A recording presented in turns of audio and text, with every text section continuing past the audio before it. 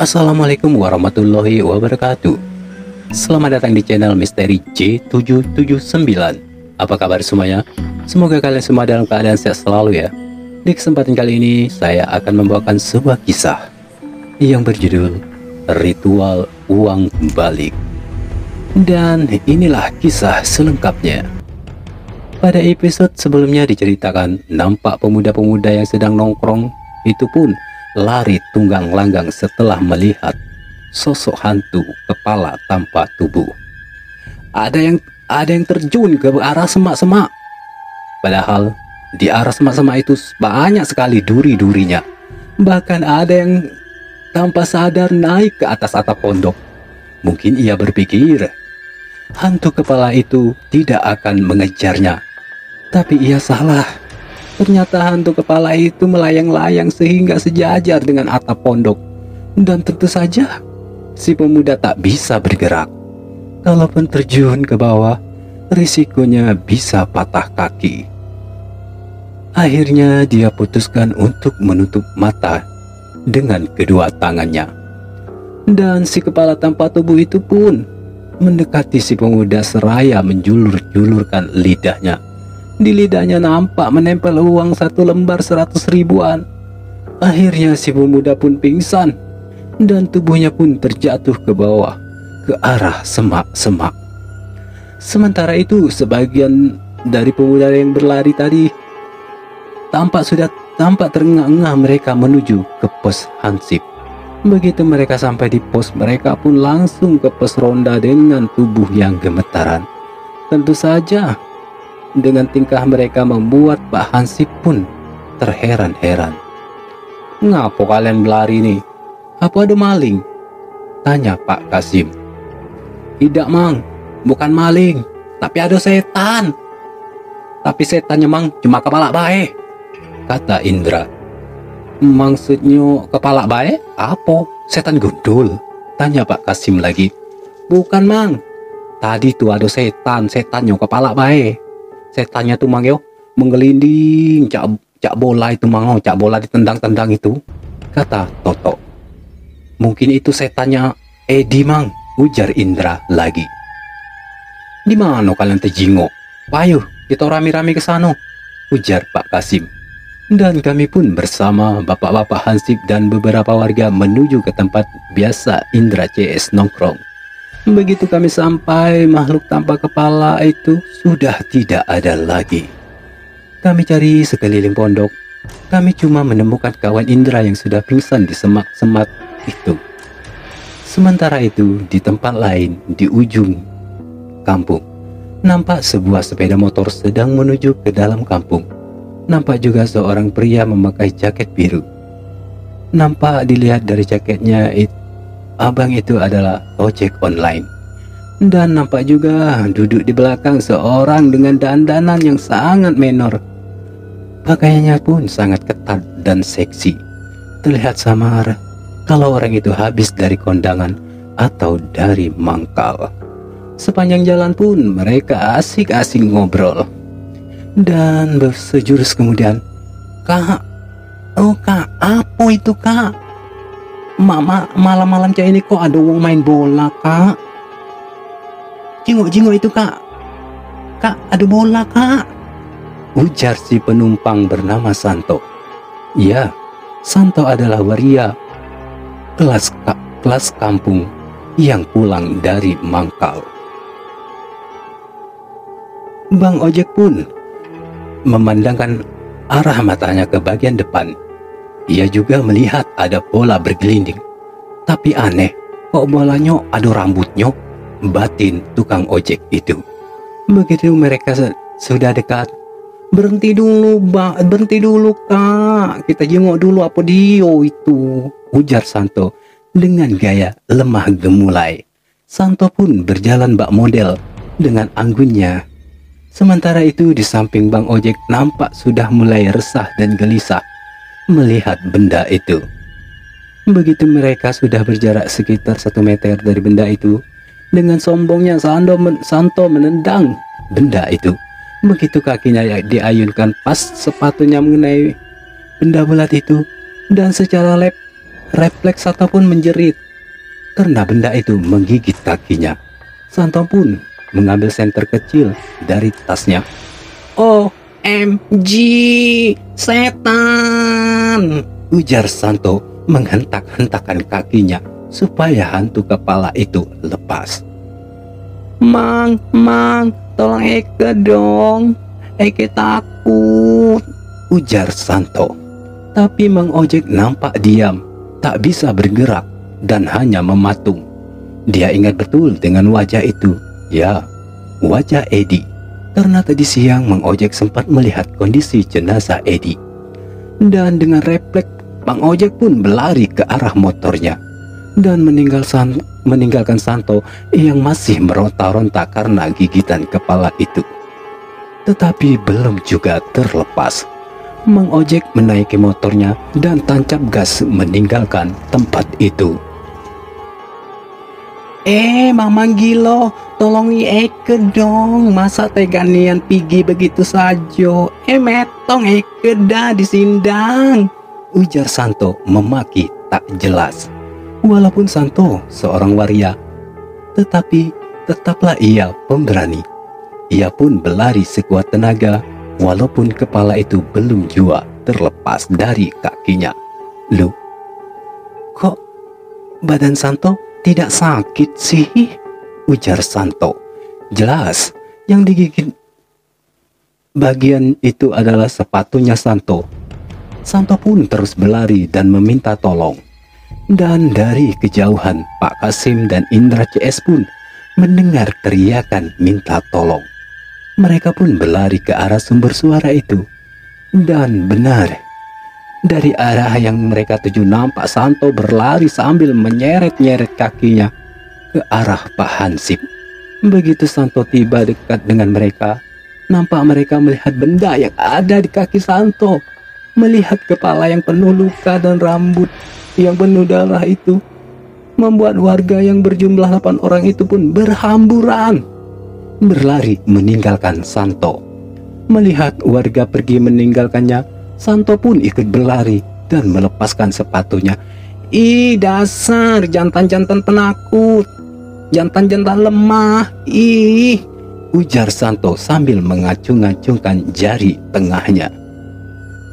Esok harinya, warga pun mulai membicarakan penampakan hantu tanpa kepala yang mengganggu warga semalam. Mereka pun berpendapat bahwa itu adalah hantu Edi.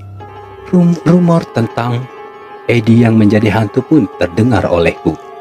Aku pun percaya arwah Edi pasti akan gentayangan mengingat kematiannya yang tragis. Tetapi ada sebagian warga yang tak percaya dengan hal-hal yang begitu. Dan warga-warga yang tak percaya sepakat nanti malam akan ikut ronda dengan Pak Hansip, ingin membuktikan isu-isu itu. Malam pun tiba. Aku yang sedari tadi cuma di kamar memainkan hak gawai kesayanganku. Kala itu waktu menunjukkan pukul 10 malam. Entah mengapa malam ini terasa aneh. Biasanya suara jangkrik akan bernyanyi ria, tapi malam itu terasa senyap. Dan lambat laun aku mencium aroma busuk dari arah jendela kamarku. Yang kebetulan jendela kamarku terbuat dari papan. Mungkin ini bangkai tikus yang dibawa oleh si Guguk, kataku. Tapi tiba-tiba ada suara ketukan dari jendela kamarku. Aku pun mendengarkan dengan seksama. Itu bukan ketukan. Itu bukan ketukan tangan, tapi seperti kepala yang dibentur-benturkan. Karena merasa ada yang jahil, aku pun segera mendekati jendela. Dan begitu aku sudah dekat dengan jendela, tiba-tiba daun jendela itu terbuka dengan sendirinya. Dan aku pun segera melihat ke arah luar. Tak ada seorang pun di sana. Ketika aku akan menutup jendela kamar, tiba-tiba muncul sosok kepala di hadapanku. Tentu saja membuat aku terkaget seraya berteriak, "Anjir!" Ucapku latah ketika melihat sosok kepala itu. Aku kenal betul raut wajah dari kepala itu. Ya, itu kepala Eddie. Seketika aku pun tertegun, terdiam tanpa bisa bergerak atau berkata. Di tengah rasa takut yang teramat dalam, sosok itu pun berkata, "Mana tanganku? Mana kakiku? Mana tubuhku?" Aku hanya bisa terdiam mendengar apa yang diucapkan oleh kepala itu. Dan kemudian tubuhku pun ambruk pingsan. Sementara itu, di tempat lain, warga yang tidak begitu percaya dengan kejadian itu bersama-sama dengan Bapak Hansip pun nampak kocar-kacir berlarian ketakutan. Terlihat jelas di wajah mereka rasa takut yang teramat dalam. Kini mereka percaya dengan isu tentang hantu kepala, ya, kepala Eddie. Hampir sebulan teror hantu Eddie membuat resah warga. Walaupun sudah diadakan berbagai macam cara untuk menangkap hantu kepala itu, tapi sepertinya yang mereka lakukan tak berhasil. Dan sejak heboh teror hantu kepala itu dimanfaatkan juga oleh para kawanan maling untuk menyatroni rumah-rumah warga. Termasuk rumahku yang hampir seluruh uang yang kusimpan di lemari digasak oleh maling. Termasuk sepeda motor serta gawaiku. Mereka menggunakan senjata api untuk menakut-nakuti korbannya. Dan sejak peristiwa perampokan di rumahku itu, orang tuaku nampak syok dan sakit-sakitan. Sudah berbagai cara untuk mengobati ibuku. Ke dokter sudah, ke paranormal sudah, bahkan sampai berobat ke luar kota. Tapi tak ada hasilnya. Sudah banyak uang yang aku keluarkan untuk mengobati ibuku, tapi belum juga sembuh. Dan di tengah kekalutanku pun berjalan-jalan dengan sepeda motor butut bapakku. Ketika asik di atas motor, tiba-tiba aku melihat sekelebat bayangan manusia kurus, penuh bulu, yang wajahnya mirip kerbau. Seketika aku ingat penampakan wajah itu. Ya, wajah itu kulihat saat waktu ritual uang balik. Di tengah lamunanku, tiba-tiba dari arah depan ada mobil truk yang melaju kencang. Dan brak! Truk itu pun menabrak motorku. Dan seketika pandangan mataku pun buyar. Terasa ada sesuatu yang mengalir di kepalaku. Terasa hangat. Samar-samar kulihat makhluk itu tertawa-tawa melihat ke arahku. Dan akhirnya aku pun tak sadarkan diri. Begitu aku sadar, aku sudah di atas ranjang rumah sakit. Nampak kakiku juga dibalut dengan kain kasa putih. "Apa yang terjadi dengan aku, Mbak?" tanyaku kepada bapakku. "Ai, kau ni ditumbur mobil truk. Untung kau ni masih hidup. Alhamdulillah ni anak. Masih kau dinjuk Tuhan umur panjang," kata bapakku. "Jak mano dengan biaya rumah sakit ini, Pak?" tanyaku lagi. "Ai, maaf ke bapak yo. Sebelumnya ruku-ruku kau yang di pasar itulah bapak jual. Walaupun bapak tidak minta izin dengan kau, bapak tuh bingung dari mana nak dapat duit nak ngobati biaya operasi kau nih. Jadi sekali lagi bapak minta maaf nih yo. Bapak lah menjual ruku-ruku kau itu," ujar bapakku. "Iya Pak, tak apa-apa," ujarku lagi. Setelah beberapa bulan di rumah sakit, sudah 3 unit ruku habis terjual untuk membiayaiku berobat.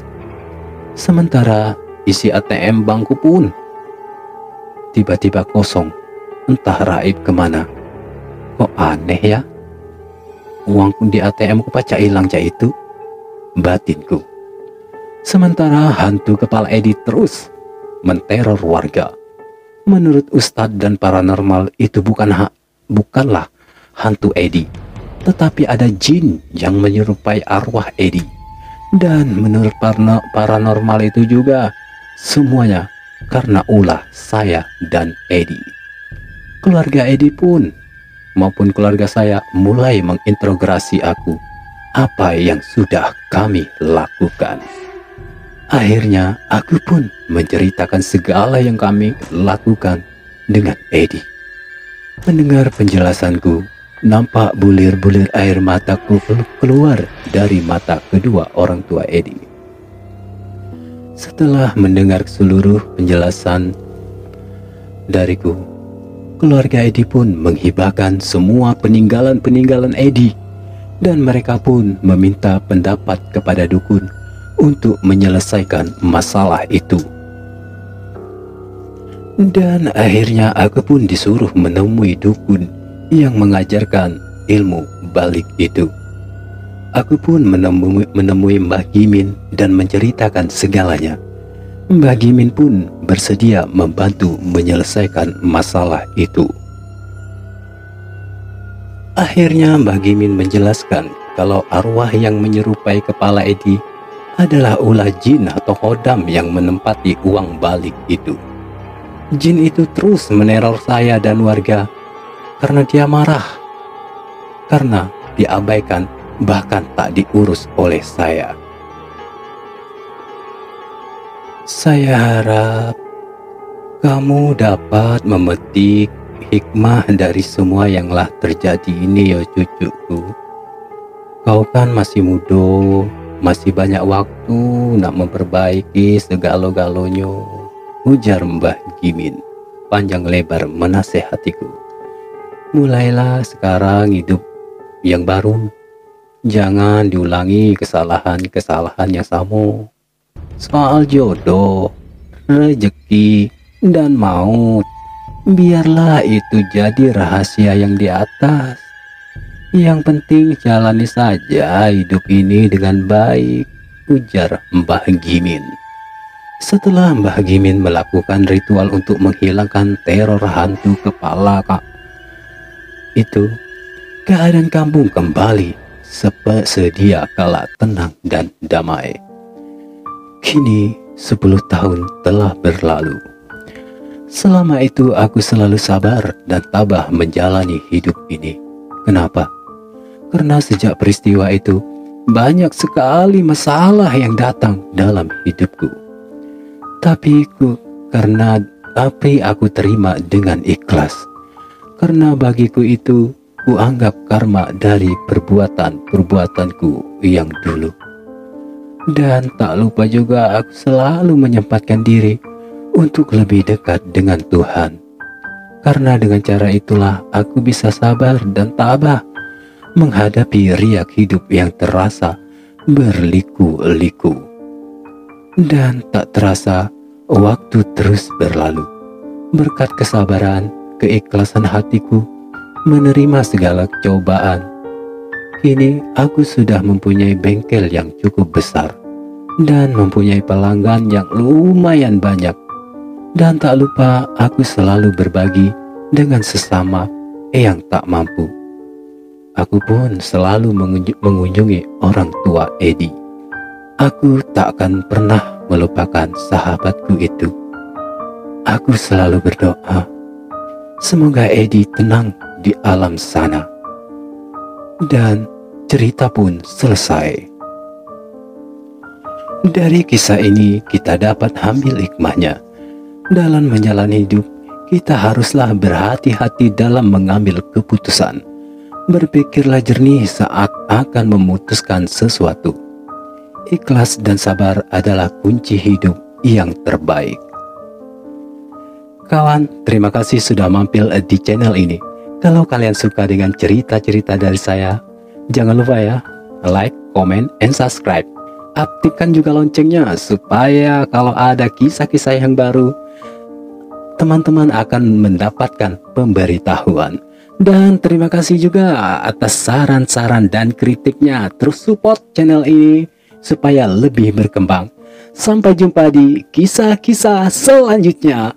Wassalam.